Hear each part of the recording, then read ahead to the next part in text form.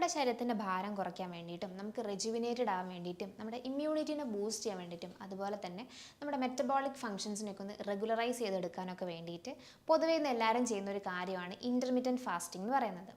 അപ്പോൾ ഇന്നത്തെ വീഡിയോയിൽ നമ്മൾ ഡിസ്കസ് ചെയ്യാൻ പോകുന്നത് എപ്പോഴൊക്കെയാണ് നമ്മൾ ഇൻ്റർമീഡിയൻറ്റ് ഫാസ്റ്റിംഗ് എടുക്കേണ്ടത്, ഏതൊക്കെ സാഹചര്യങ്ങൾ നമുക്ക് എടുക്കാം, ഇത് എടുക്കുന്നത് കൊണ്ട് നമുക്കുണ്ടാകുന്ന ഗുണങ്ങളെക്കുറിച്ചൊക്കെയാണ്. ഹൈ, ഞാൻ doctor Arya, നാച്ചുറോപ്പത്തിക് physician, doctor diet.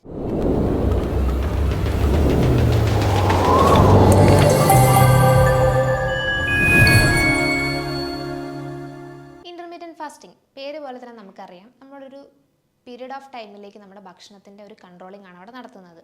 അതായത് ഒരു പെർട്ടിക്കുലർ സമയത്ത് മാത്രം നമ്മൾ ഭക്ഷണം കഴിക്കാതിരിക്കുക, അല്ലെങ്കിൽ കുറച്ച് നേരത്തേക്ക് നമ്മൾ ഭക്ഷണത്തിൻ്റെ യൂസ് കൺട്രോൾ ചെയ്ത് വെക്കുക. ഇത്തരത്തിലൊരു സാഹചര്യമാണ് പൊതുവേ ഇൻ്റർമീഡിയൻറ്റ് ഫാസ്റ്റിങ്ങിൽ കണ്ടുവരാറുള്ളത്.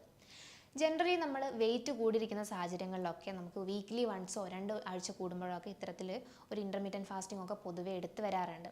അതും അല്ലെങ്കിൽ നമ്മൾ എന്തെങ്കിലും ഒരു ട്രീറ്റ്മെൻ്റ് ഒക്കെ ഭാഗമായിട്ട് ലോങ് ടേം ആയിട്ട് നമ്മൾ ഫാസ്റ്റിംഗ് ഡയറ്റ് പോലുള്ള കാര്യങ്ങളൊക്കെ എടുത്തതിന് ശേഷം നമ്മളിപ്പം ഹെവി ആയിട്ട് മീൽസോ അല്ലെങ്കിൽ എന്തെങ്കിലും പാർട്ടിയിലൊക്കെ പങ്കെടുത്തതിന് ശേഷം നമുക്ക് ആ ഒരു കലോറി വാല്യൂ അല്ലെങ്കിൽ ആ ഒരു എനർജീൻ്റെ ആ ഒരു അല്ലെങ്കിൽ ഒരു ഫാറ്റിൻ്റെ ആ ഡെപ്പോസിഷൻ ഒന്ന് കോപ്പപ്പ് ചെയ്തെടുക്കാൻ വേണ്ടിയിട്ട് നമ്മൾ ഇൻ്റർമീഡിയൻറ്റ് ഫാസ്റ്റിങ്ങിനെ അസിസ്റ്റ് ചെയ്യാറുണ്ട്.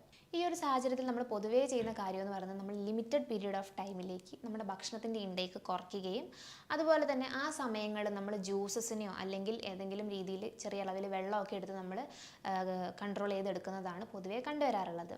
ഇനി നമ്മൾ എടുക്കുന്നത് കൊണ്ട് നമ്മുടെ ബോഡിയിൽ ഉണ്ടാകുന്ന ഫാറ്റ് ഡെപ്പോസിഷൻ കുറയുകയും നമ്മുടെ ഒബേസിറ്റി പോലുള്ള ബുദ്ധിമുട്ടുകൾ അല്ലെങ്കിൽ നമുക്ക് അമിതവണ്ണം പോലുള്ള കുടവയറ് പോലുള്ള പ്രശ്നങ്ങളൊക്കെ ഒരു പരിധിവരെ കുറയ്ക്കാൻ വേണ്ടിയിട്ട് സാധിക്കുകയും നമ്മുടെ മസിൽ ടോണിനെ ഇൻക്രീസ് ചെയ്യാനും മസിൽ ഡെൻസിറ്റി ഒക്കെ കൂട്ടാനും ഒക്കെ നമുക്ക് സാധിക്കുന്നുണ്ട്. അതുപോലെ തന്നെ നമ്മുടെ ബോഡിയിൽ ഉണ്ടാകുന്ന മെറ്റബോളിക് ഡിസീസ് ആയിട്ടുള്ള ഡയബറ്റിക് കണ്ടീഷൻസും ഹൈപ്പർ ടെൻഷൻ, ഹൈപ്പർ കൊളസ്ട്രീമിയ പോലുള്ള ബുദ്ധിമുട്ടുകളൊക്കെ കുറയ്ക്കാനും അതുപോലെ നമ്മുടെ ബ്ലഡ് വെസൽസ് കൂടെ ബ്ലഡിൻ്റെ ഫ്ലോ സ്മൂതൻ ചെയ്യാനും ഒക്കെ നമ്മളെ സഹായിക്കുന്നുണ്ട്. അതുപോലെ നമ്മുടെ എനർജി, നമ്മുടെ ജനറൽ ബോഡി എനർജി, നമുക്ക് ആക്ടിവിറ്റീസ് ചെയ്യാനുള്ള എനർജിയൊക്കെ ഒന്ന് റെഗുലറൈസ് ചെയ്തെടുക്കാനും നമ്മുടെ ഏജിങ് പ്രോസസ്സിനൊക്കെ ഒന്ന് സ്ലോ ഡൗൺ ചെയ്യാനും നമ്മുടെ ബോഡിയിൽ നടക്കുന്ന ഓട്ടോഫേജി എന്ന് പറഞ്ഞ പ്രോസസ്സ്, അതായത് നമ്മുടെ സെല്ലിനുണ്ടാവുന്ന റീജനറേറ്റീവ് പ്രോസസ്സിനെയൊക്കെ ഒന്ന് ഫാസ്റ്റ് ആക്കി എടുക്കാനൊക്കെ നമ്മളെ സഹായിക്കുന്നുണ്ട് ഇത്തരത്തിൽ നമ്മുടെ ഇൻ്റർമീഡിയൻറ്റ് ഫാസ്റ്റിംഗ് എന്ന് പറയുന്നത്.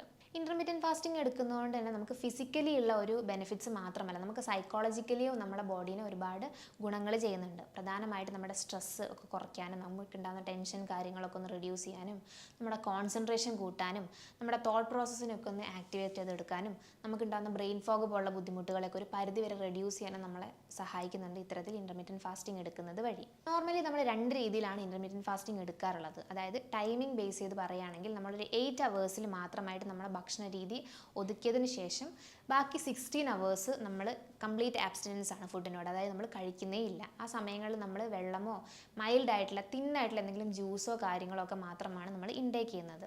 അതുപോലെ തന്നെ രണ്ടാമത്തെ രീതിയാണെങ്കിൽ നമ്മൾ 24 മണിക്കൂറിൽ 4 മണിക്കൂർ മാത്രമായിട്ട് നമ്മൾ ഭക്ഷണം കഴിക്കുകയും ബാക്കിയുള്ള 20 മണിക്കൂർ നമ്മൾ കംപ്ലീറ്റ് ആബ്സ്റ്റിനൻസ് ആയിട്ട് ഇരിക്കുന്നതുമാണ് രണ്ടാമത്തെ രീതി എന്ന് പറയുന്നത്.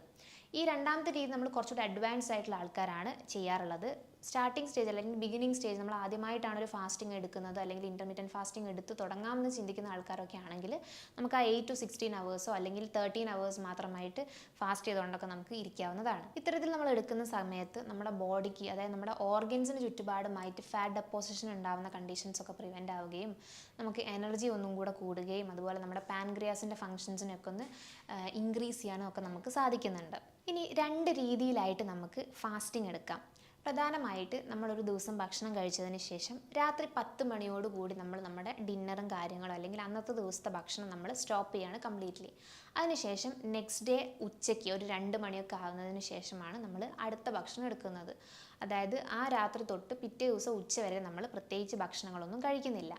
പൊതുവേ ഭക്ഷണം സ്കിപ്പ് ചെയ്യുക, അതായത് ബ്രേക്ക്ഫാസ്റ്റ് ഒക്കെ സ്കിപ്പ് ചെയ്ത് നമ്മൾ ഡേ ടു ഡേ ആക്ടിവിറ്റീസ് ഒക്കെ ചെയ്യുന്ന ആൾക്കാരാണെങ്കിൽ അവർക്ക് ഇത്തരം ഒരു ഫാസ്റ്റിംഗ് രീതി എന്ന് പറഞ്ഞു കഴിഞ്ഞാൽ കുറച്ചുകൂടി ഈസി ആയിരിക്കും ചെയ്യാൻ വേണ്ടിയിട്ട്. ഇതിന് ഇൻ ബിറ്റ്വീൻ ആയിട്ട് അല്ലെങ്കിൽ രാവിലെ എഴുന്നേറ്റ ഉടനെ സമയത്തൊക്കെ നമുക്ക് മൈൽഡ് ആയിട്ടുള്ള എന്തെങ്കിലും തിൻ ജ്യൂസസോ അതും അല്ലെങ്കിൽ നേർപ്പിച്ച കാപ്പി കുടിക്കാം, അതും അല്ലെങ്കിൽ നമുക്ക് വെള്ളമായിട്ടും കുടിക്കാവുന്നതാണ്. ഇനി രണ്ടാമത്തെ രീതി എന്ന് പറയുകയാണെങ്കിൽ രാവിലെ 8 മണി മുതൽ വൈകുന്നേരം ഒരു 4 മണി വരെ എടുക്കുന്ന ഒരു ഇൻ്റർമീഡിയൻറ്റ് ഫാസ്റ്റിംഗ് ആണ്. അതായത് ആ സമയങ്ങളിൽ മാത്രമാണ് നമ്മൾ ഭക്ഷണം കഴിക്കുന്നത്. നമ്മൾ സാധാരണയായി കഴിക്കുന്ന ബ്രേക്ക്ഫാസ്റ്റ്, ലഞ്ചും ഡിന്നറും അല്ലെങ്കിൽ ഈവനിങ്ങിലുള്ള ആ ഒരു ഭക്ഷണം എടുക്കുന്ന രീതിയൊക്കെ നമ്മൾ ആ ഒരു സമയത്തിനുള്ളിൽ മാത്രമായിട്ട് ഒതുക്കുക.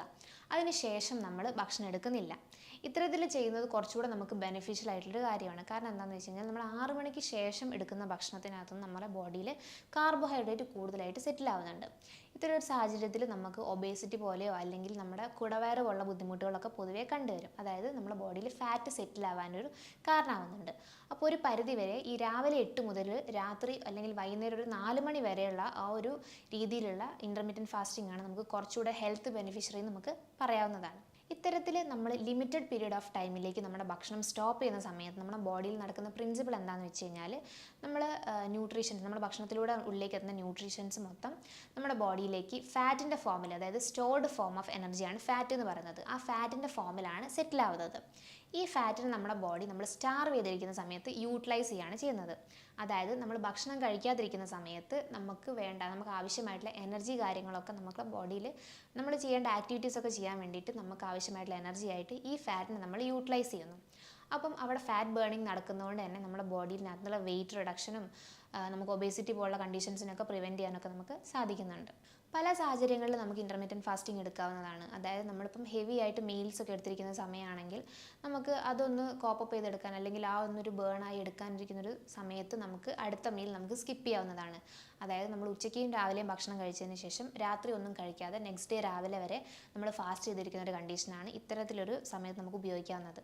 അതായത് നമ്മൾ ഉച്ചയ്ക്ക് ഹെവി ആയിട്ട് മീൽ എടുക്കുന്നു, നൈറ്റിൽ പിന്നൊന്നും കഴിക്കുന്നില്ല, മൈൽഡായിട്ട് എന്തെങ്കിലും ജ്യൂസോ വെള്ളമോ കാര്യങ്ങളോ മാത്രം നമ്മൾ ഇൻക്ലൂഡ് ചെയ്യുന്നത്. ഇനി എന്തൊക്കെ തരത്തിലുള്ള ഭക്ഷണങ്ങളാണ് അല്ലെങ്കിൽ നമ്മൾ ഇങ്ങനെ ഒരു ഇൻ്റർമീഡിയറ്റ് ഫാസ്റ്റിംഗ് എടുക്കുന്നതിന് മുൻപും ശേഷവും നമ്മൾ എന്തൊക്കെ കാര്യങ്ങളാണ് ചെയ്യേണ്ടതെന്നാണ് നോക്കാൻ പോകുന്നത്.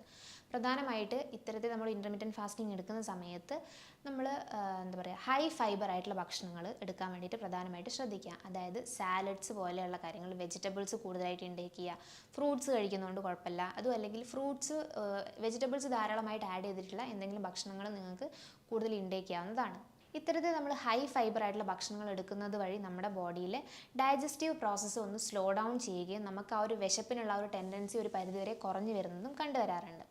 അതുകൊണ്ട് തന്നെ എപ്പോൾ നമ്മൾ ഇൻ്റർമീഡിയറ്റ് ഫാസ്റ്റിങ്ങിന് പോകുന്ന സമയത്തും ബിഫോർ നമ്മൾ എപ്പോഴും ഹൈ ഫൈബർ റിച്ച് ആയിട്ടുള്ള ഭക്ഷണങ്ങൾ കഴിക്കാൻ വേണ്ടിയിട്ട് ശ്രദ്ധിക്കുക. ഇനി ആഫ്റ്റർ നമ്മൾ ഈ ഫാസ്റ്റിംഗ് ബ്രേക്ക് ചെയ്തിട്ട് നമ്മൾ നമ്മുടെ നോർമൽ റൊട്ടീനിലേക്ക് പോകുന്ന സമയത്ത് എപ്പോഴും നമ്മൾ മൈൽഡ് ആയിട്ടുള്ള ഭക്ഷണങ്ങൾ കഴിക്കാൻ വേണ്ടിയിട്ട് ശ്രദ്ധിക്കുക.